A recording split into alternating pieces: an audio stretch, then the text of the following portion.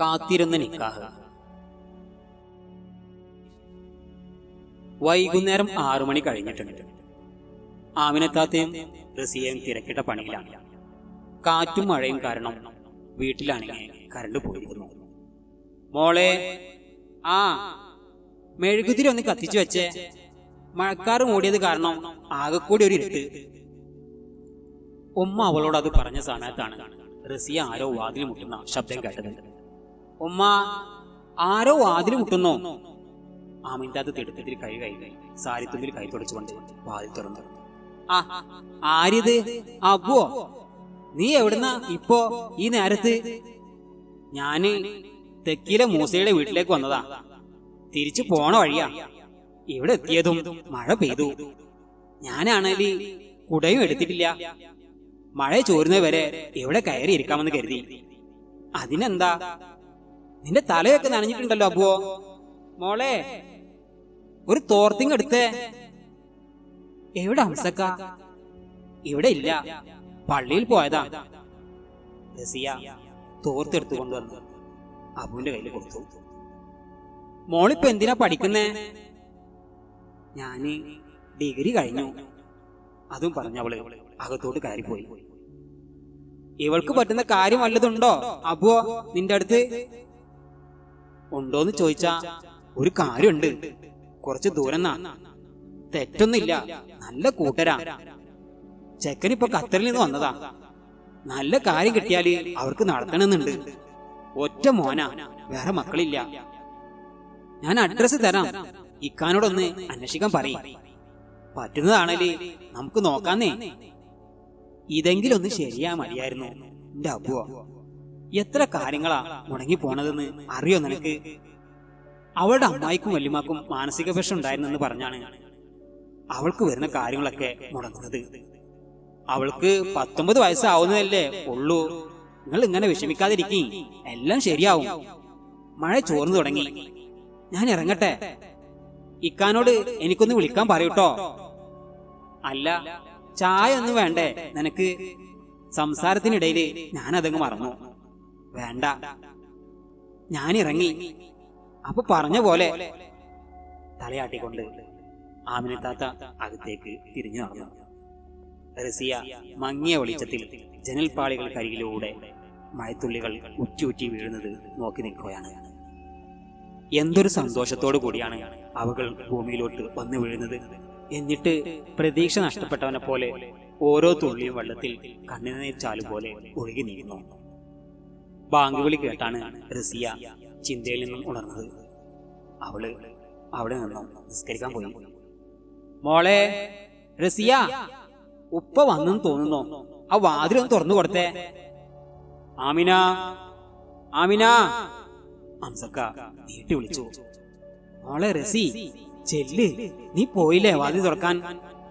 ഈ ഉമ്മയുടെ കാര്യം, ഇരുന്നിടത്ത് നിന്ന് എഴുന്നേൽക്കാൻ എന്തൊരു മടിയാണ്. അവൾ ഓരോന്ന് സ്വയം പറഞ്ഞുകൊണ്ട് വാതിൽ തുറന്നു. അവളുടെ പിന്നാലെ ആമിനുമ്മ എത്തി. നീ എന്തിനാ അവളെ വിളിച്ചത്? ഞാൻ നിന്നോടല്ലേ തുറക്കാൻ പറഞ്ഞത്. ഇങ്ങനൊരു മടിച്ചി അല്ല മോളെ. അതെ ഉപ്പ.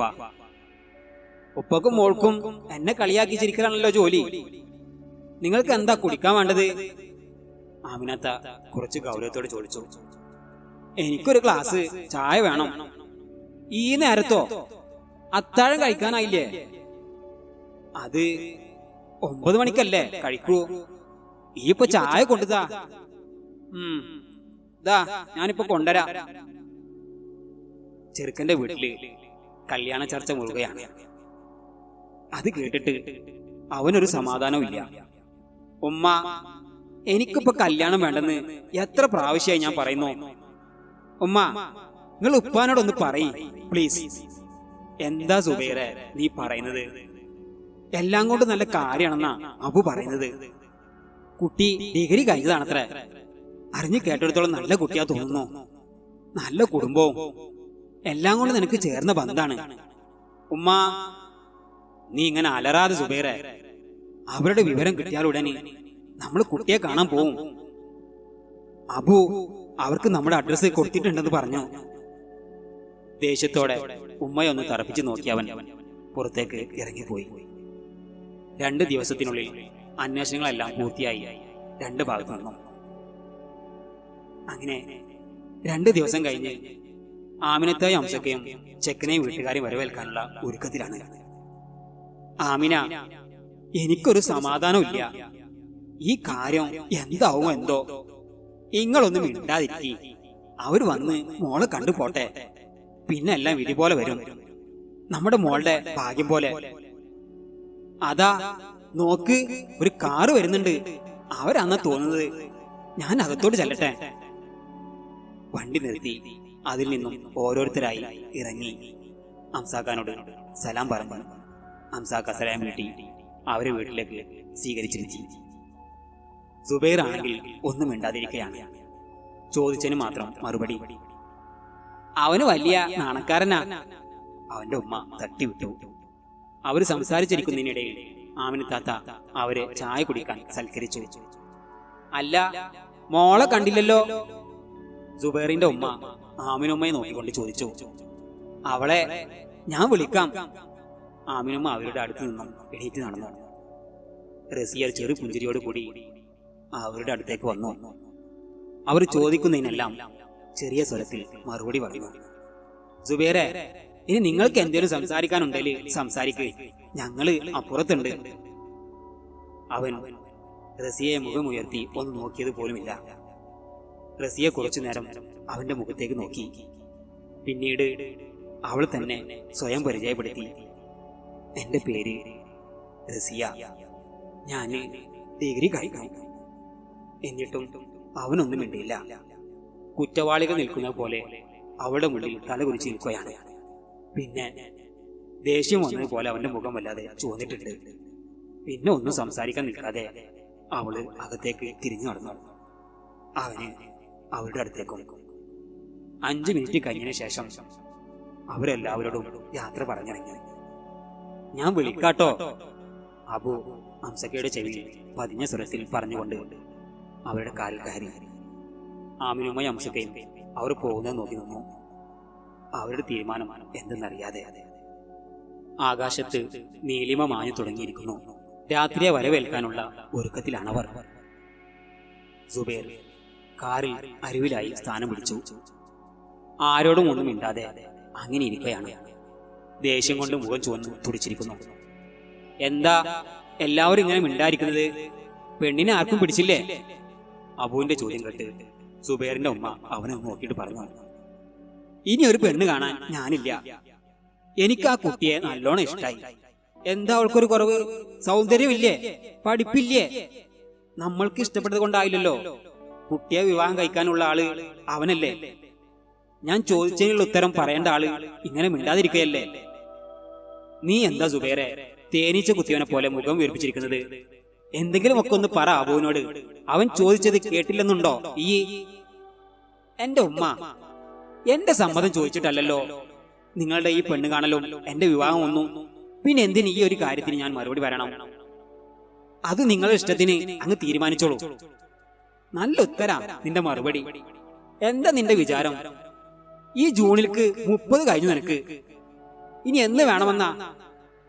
എന്റെയും വാപ്പയുടെയും കാലം കഴിഞ്ഞതിന് മുമ്പ് ഞങ്ങൾക്ക് കാണണം നീ ഒരു കുടുംബമായി കഴിഞ്ഞത്. അതിനെ സമ്മതിക്കൂല ഈ തുടങ്ങി. എന്തെങ്കിലുമൊക്കെ ആയിക്കോളൂ, ഒന്നിനും ഞാനില്ല. എന്നോട് ഇതിനെ കുറിച്ച് കൂടുതൽ ചോദിക്കാൻ വേണ്ട. അവൻ മുഖം തിരിച്ച് പുറത്തെ കാഴ്ചയിലേക്ക് കണ്ണു നട്ടിരുന്നു. ഓരോന്ന് ചോദിച്ചും പറഞ്ഞു വീടെത്തിയത് അവർ അറിഞ്ഞില്ല. റസിയയുടെ വീട്ടിൽ അഭിപ്രായങ്ങളുടെ പെരുമഴയാണ്. നല്ല സ്വഭാവമുള്ള കൂട്ടര് അല്ലേ? എനിക്കിഷ്ടായി. അബുവിന് നല്ലവണ്ണം അറിയുന്ന ആൾക്കാരാ. അവന് നമ്മളെ ചതിക്കില്ല. ആമിനത്താത്ത നീട്ടി പറഞ്ഞു. അതൊക്കെ ശരിയാ, പക്ഷേ മോള് വലിയ വിഷമത്തിലാ. ചെക്ക അവളോടൊന്നും മിണ്ടില്ലത്ര. പേരിനൊന്നും നോക്കിയത് പോലും ഇല്ലെന്ന്. എനിക്കത് കേട്ടിട്ട് വലിയ പ്രതീക്ഷ ഒന്നുമില്ല എന്റെ ആമിന. അബു ഇറങ്ങാൻ നേരം എന്താ നിങ്ങൾ ചെവിയിൽ പറഞ്ഞത്? വിവരം അറിയിക്കാം എന്നാണോ? അതെ. അംസാക്ക നെടുവേർപ്പിട്ടു. റസിയ, ഇത് നടന്നില്ലെങ്കിൽ എന്റെ മോൾക്ക് വിഷമമൊന്നും തോന്നരുത്. ഇതല്ലെങ്കിൽ വേറെ റബ്ബ് വിധിച്ചതല്ലേ നടക്കൂ. റസിയുടെ തോളിൽ തട്ടിക്കൊണ്ട് ഹംസാക്ക് മൊഴിഞ്ഞു. ഇല്ല ഉപ്പ, എനിക്ക് വിഷമമൊന്നുമില്ല. ഉപ്പ വിഷമിക്കാതിരുന്നാ മതി. അവള് ഉപ്പയെ നോക്കി ഒന്ന് പുഞ്ചിരിച്ചുകൊണ്ട് പറഞ്ഞു. ഹംസാക്ക് അവളുടെ തലയിൽ തലോടിക്കൊണ്ട് ഭിത്തിയിൽ തൂങ്ങിക്കിടക്കുന്ന ക്ലോക്കിലേക്ക് കണ്ണുകൾ പായിച്ചു. ആമിന, നേരെ 9 കഴിഞ്ഞു. ഇതുവരെ അബു ഒന്ന് വിളിച്ചില്ലല്ലോ. നിങ്ങൾ ഇങ്ങനെ ബേജാറാവാതെ. ദേ ഫോൺ അടിക്കുന്നു, അബു ആകും. ആമിന താത്ത ഹംസക്കയെ നോക്കിക്കൊണ്ട് പറഞ്ഞു. ഹംസക്ക വേഗം പോയി ഫോൺ എടുത്തു. ആരാണെന്നറിയാൻ ആമിനാത്ത ആകാംക്ഷയോട് കൂടി കാതു കൂർപ്പിച്ചു നിന്നു. ആ അബു, പറയ്, എന്തായി? അവൾക്ക് മോളെ ഇഷ്ടായിട്ടുണ്ട് ട്ടോ. മോളെ അഭിപ്രായം എന്താ? അവൾക്ക് കുഴപ്പമൊന്നുമില്ലല്ലോ. മോൾക്ക് എതിരഭിപ്രായമൊന്നുമില്ല. എങ്കിൽ 4 ആളെ കൂട്ടി നല്ലൊരു ദിവസം നോക്കി ഇങ്ങോട്ട് വരാൻ പറഞ്ഞിട്ടുണ്ട്. സുബൈറിന്റെ ഒപ്പ കോയ ഹാജി. അവന് ലീവ് കുറവാണ്, അതുകൊണ്ട് വിവാഹം പെട്ടെന്ന് വേണ്ടി വരും എന്നാണ് അവർ പറയുന്നത്. ഓ. പിന്നെ അങ്ങോട്ടും ഇങ്ങോട്ടുമുള്ള സംഭാഷണങ്ങൾക്കൊടുവിൽ ഫോൺ വെച്ചു. ആമിന, ഇപ്പൊ എന്റെ സന്തോഷം എത്ര ഉണ്ടെന്ന് നിനക്കറിയോ? ഇനിയിപ്പോ ഭക്ഷണം ഒന്നും കഴിച്ചില്ലേലും വേണ്ടില്ല, വയറ് നിറഞ്ഞു. എടി, ഈ മോളെ വിളിച്ച് കാര്യം പറയും. അവർ പറയാതെ തന്നെ ഇതെല്ലാം റസിയ അകത്തിരുന്ന് കേൾക്കുന്നുണ്ടായിരുന്നു. ഉമ്മയുടെയും ഉപ്പയുടെയും മുന്നിൽ അവൾ അങ്ങനെയൊക്കെ പറഞ്ഞെങ്കിലും അവളുടെ ഉള്ളകം നീറിപ്പോവുകയായിരുന്നു.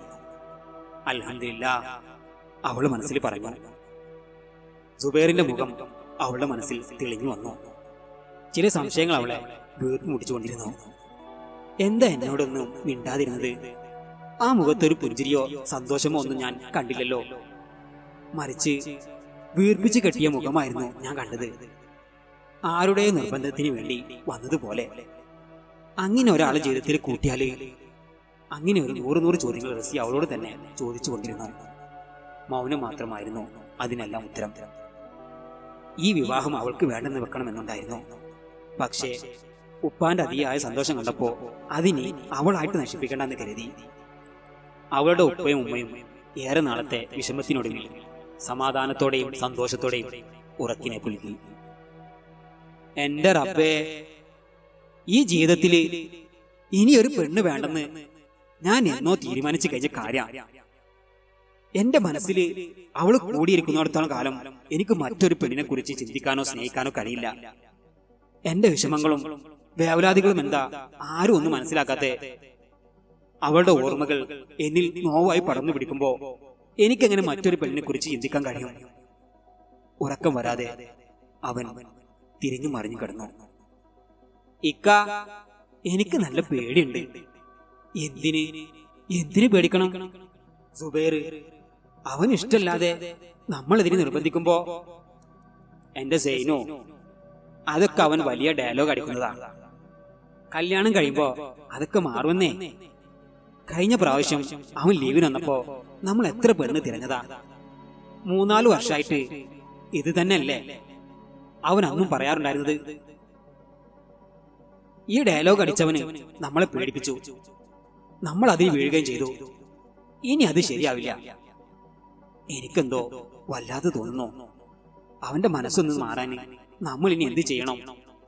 നമുക്ക് അവനെ വല്ല കൗൺസിലിംഗ് കൊണ്ടുപോയാലോ? ഏയ്, അവൻ അതിനൊന്നും സമ്മതിക്കില്ല. നമ്മൾ അന്വേഷിച്ചിടത്തോളം നല്ല കുട്ടിയാ റസിയ. മനസ്സറിഞ്ഞ് സ്നേഹിക്കാൻ കഴിയുന്ന ഒരു പെണ്ണ് അവന്റെ ജീവിതത്തിൽ വന്ന് കയറിയാൽ തീരാവുന്ന പ്രശ്നമേ അവൻക്കുള്ളൂ. അവൻ എന്തൊക്കെ പറഞ്ഞാലും ഈ വിവാഹത്തിൽ നിന്ന് ഒരിക്കലും പിന്മാറരുത്. ഇത് നടന്നേ പറ്റൂ. കോയ ഹാജി അത് മനസ്സിൽ ഉറപ്പിച്ചു കഴിഞ്ഞിരുന്നു. 2 ദിവസം കഴിഞ്ഞു പോയി. അങ്ങോട്ടും ഇങ്ങോട്ടും ഫോൺ വഴി ചർച്ചകൾ നടന്നുകൊണ്ടിരുന്നു. നല്ലൊരു ഡേറ്റ് തീരുമാനിച്ച് നിശ്ചയം നടത്താൻ അവർ തീരുമാനിച്ചു കഴിഞ്ഞു. സുബൈറിന്റെ ഓരോ വാക്കുകൾക്കും വില കൽപ്പിക്കാതെ. ഇടി സേനു, അവരിപ്പിങ്ങെത്തും. അവർ 10-12 ആളുണ്ടാവും എന്നല്ലേ പറഞ്ഞത്? സുബൈർ എവിടെ? അവന് വിളിക്ക്. വന്നവർക്ക് ഇരിക്കാൻ ഹാളിൽ കസേര റെഡിയാക്കാൻ പറ അവനോട്. അടുക്കളയിലെ കാര്യങ്ങൾ എന്തായി? നീ അന്വേഷിച്ചിരുന്നോ? എല്ലാം റെഡിയല്ലേ? നിങ്ങൾ ഇങ്ങനെ വെപ്രാളപ്പെടാതെ മനുഷ്യ. അതെല്ലാം റെഡിയാക്കി വെച്ചിട്ടുണ്ട്. സുബൈറിനെ വിളിച്ചാല് അവൻ വരുമെന്ന് എനിക്ക് തോന്നുന്നില്ല. അവൻ വലിയ ദേഷ്യത്തിലാണ്. ഈ ബന്ധം ഉറപ്പിക്കാൻ പോകുന്നത് അവൻ ഒട്ടും ഇഷ്ടായിട്ടില്ല. സേനോ, മിണ്ടാതിരിക്ക്, എന്റെ വായിന്ന് വല്ലതും കേൾക്കും.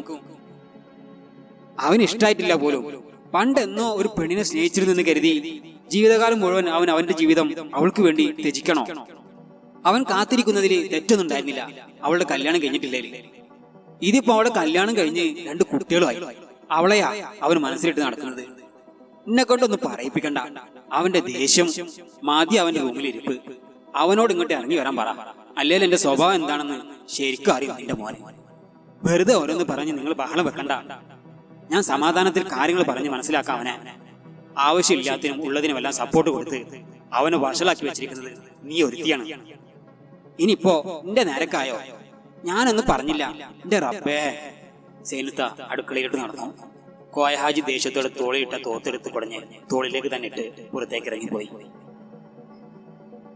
സമാധാനത്തിന്റെ തണുത്ത കാറ്റോട് കൂടി മഴ പെയ്യാൻ തുടങ്ങി. അവർ കോയ ഹാജിയുടെ വീട്ടിലേക്ക് പുറപ്പെട്ടു. 1 മണിക്കൂറിന് ശേഷം കോയ ഹാജിയുടെ വീട്ടുകാർക്കൊപ്പം പുഞ്ചിരിയോടെയും താളത്തോടെയും മഴ അവർ വഴിവെച്ചു. സുബൈറിന്റെ വീട്ടുകാരും റസിയയുടെ വീട്ടുകാരും ഒന്നിച്ചിരുന്ന് ചർച്ചകൾക്കൊടുവിൽ വിവാഹം നിശ്ചയിച്ചു. അവരുടെ വീട്ടിലെ സൽക്കാരങ്ങളും മറ്റും സ്വീകരിച്ച് അവർ വീട്ടിലേക്ക് മടങ്ങി. സുബൈറിന് നെഞ്ചെടുപ്പ് കൂടി വന്നു. അവൻ ആരോടൊന്നും മിണ്ടാതെ കൂട്ടുകാരുടെ അടുത്തേക്ക് കാറ്റുപോലെ ബൈക്കുമെടുത്ത് പാഞ്ഞു. ആമിന, എടി ആമിന. ഒരു നല്ല കാര്യം പറയാൻ നോക്കുമ്പോ ബാലാലിനെ കാണൂല. എന്തിയെ, വിളിച്ചോ? നീ എവിടെ പോയി കിടക്കായിരുന്നു? ഒരു നല്ല കാര്യം പറയാൻ നോക്കുമ്പോ നിന്നെ കാണൂല. ദേഷ്യപ്പെടാതെ. നിങ്ങൾ പോയ കാര്യം എന്തായി? അത് പറയാൻ തന്നെയാ നിന്നെ തിരഞ്ഞു നടക്കുന്നത്. ഞങ്ങള് ഈ വിവാഹം അങ്ങ് ഉറപ്പിച്ചു. ഈ മാസം തന്നെ 22-ാം തീയതി. നാളെ മുതൽ തുടങ്ങണം. കുടുംബത്തെയും അയൽവാസികളെയും വിവാഹത്തിന് ക്ഷണിക്കാൻ കാലത്ത് ഇറങ്ങണം. ദൈവം അനുഗ്രഹിച്ചാല് ഇത്രേ ഉള്ളൂ, അല്ലേ ആമിനോ? ഹംസാക്ക നിറപുഞ്ചിരിയോടെ പറഞ്ഞു. ഈ സന്തോഷ വാർത്ത മോളോട് പോയി പറയടി. അവൾ സ്വപ്നം കാണാൻ തുടങ്ങിക്കോട്ടെ. നിങ്ങൾ ഓരോ വർത്താനങ്ങള്. ആമിനോ വായ പൊട്ടിച്ചിരിച്ചു. അത് നേരിട്ട് നിങ്ങൾ തന്നെ പറയുന്നതല്ലേ നല്ലത്. അത് വേണ്ട, നീ പോയി പറഞ്ഞാ മതി. അവൾക്കും ഉണ്ടാവല്ലോ കൂട്ടുകാരികള്. അവരോടൊക്കെ അവളും പറഞ്ഞു തുടങ്ങിക്കോട്ടെ. ആമിനാത്ത അവളോട് പോയി വിവരങ്ങൾ പറഞ്ഞു. അവളുടെ മുഖം സന്തോഷം കൊണ്ട് ചുവന്നു തുടിച്ചു. ഉമ്മയെ നോക്കി ഒന്ന് പുഞ്ചിരിച്ചുകൊണ്ട് അവൾ അടുത്ത വീട്ടിലെ മൂസയ്ക്കയുടെ മകളും അവളുടെ അടുത്ത കൂട്ടുകാരിയുമായ നസീറയുടെ അടുത്തേക്ക് ഓടി. അവളുടെ സന്തോഷങ്ങളും സങ്കടമെല്ലാം പങ്കുവെക്കാറ് അവളുമായിട്ടാണ്. നസീറ, എന്താ പെണ്ണിന്റെ ഒരു മുഖത്തൊരു പാൽപുഞ്ചിരി? റസിയ ചെറിയൊരു നാണത്തോടു കൂടി കാര്യങ്ങൾ അവതരിപ്പിച്ചു. നസീറ അവളെ കളിയാക്കി കൊല്ലാൻ തുടങ്ങി. ഒന്ന് പോടി പെണ്ണെ, നിന്റെ വിവാഹം ഉണ്ടാവല്ലോ, അപ്പൊ ഞാനും പറഞ്ഞു തരാം ഇതിന്റെ ബാക്കി. ഓവ് റസിയയുടെ കവിളിൽ പിടിച്ചുകൊണ്ട് നസീറ പറഞ്ഞു.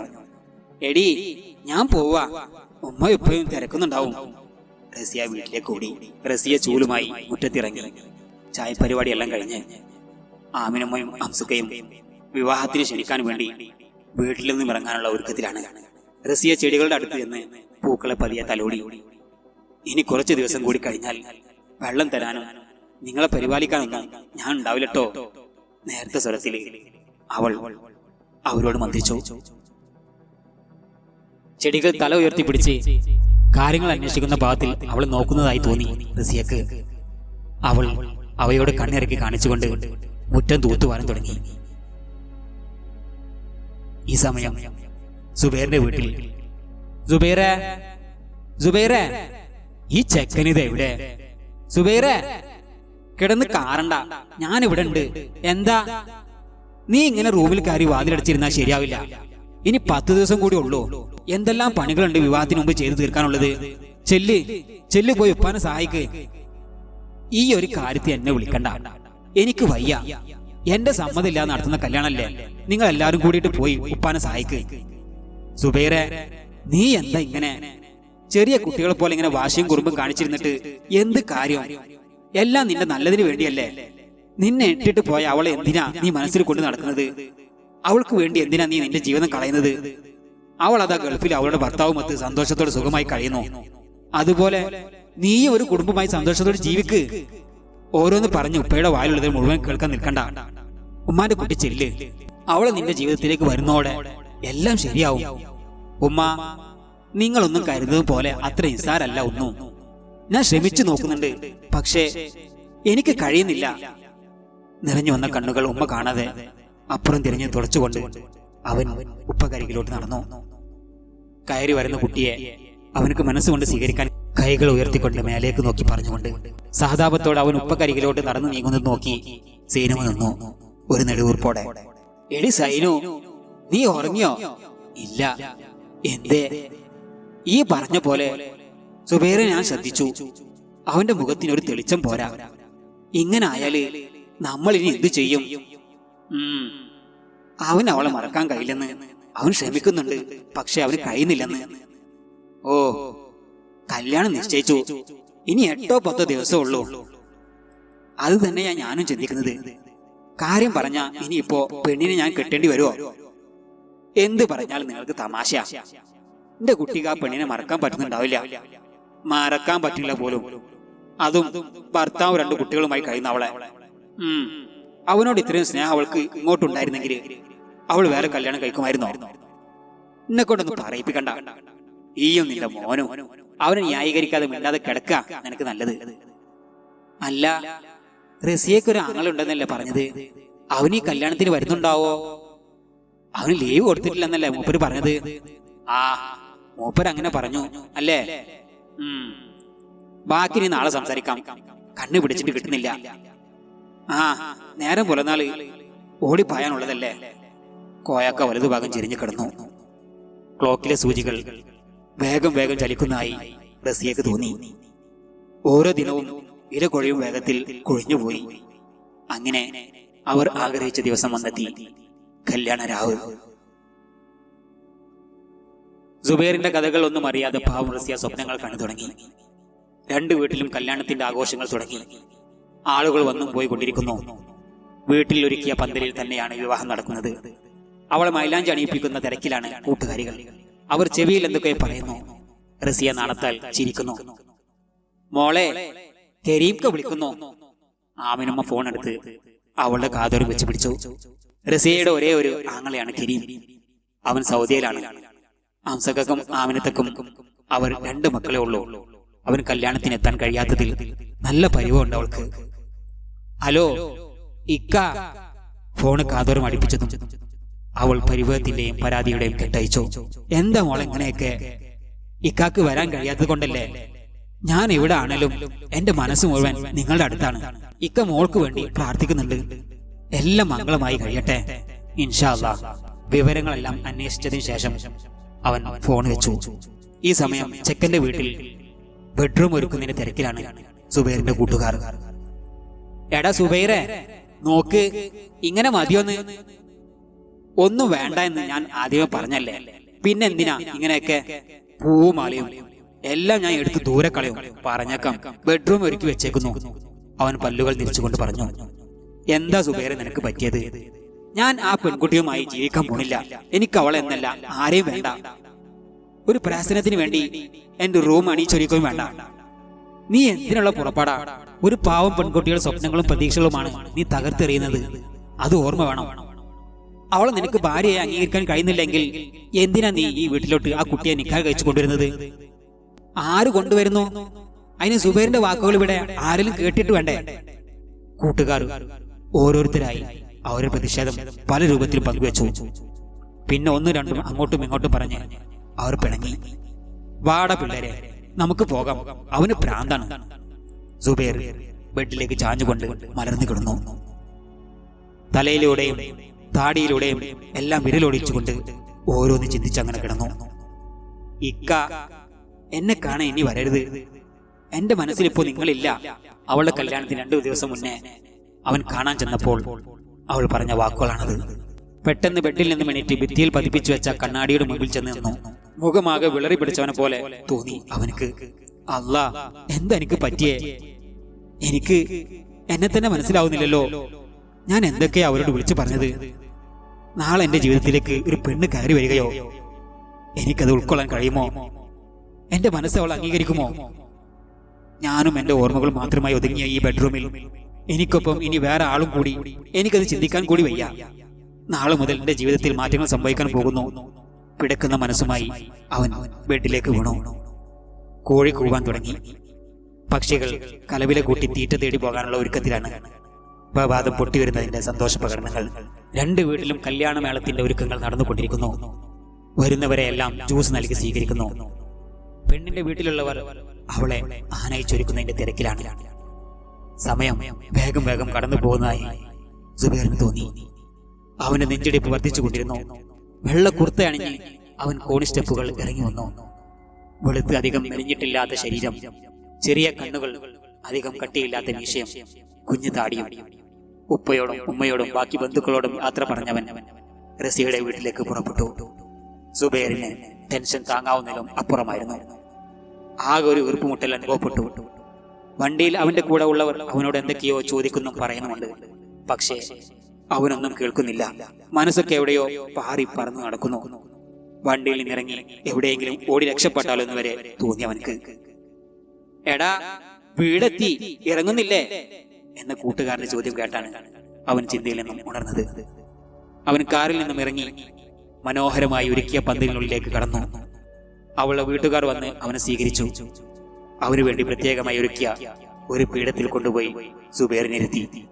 അപ്പോഴേക്കും ഫോട്ടോഗ്രാഫർമാർ ഫോട്ടോ എടുക്കാൻ മത്സരിച്ചു കൊണ്ടിരിക്കുന്നു. ആരുടെയും മുഖത്ത് നോക്കാതെ അവൻ തലയും താഴ്ത്തിയിരുന്നു. കഥയുടെ ബാക്കി ഭാഗം അടുത്ത ദിവസങ്ങളിലായി കേൾക്കാവുന്നതാണ്. ഇഷ്ടപ്പെട്ടുവെങ്കിൽ ലൈക്ക് ചെയ്യാൻ മറക്കരുതേ. മറ്റുള്ളവരിലേക്കും ഷെയർ ചെയ്ത് ഒന്ന് സപ്പോർട്ട് ചെയ്യണേ. നന്ദി, നമസ്കാരം.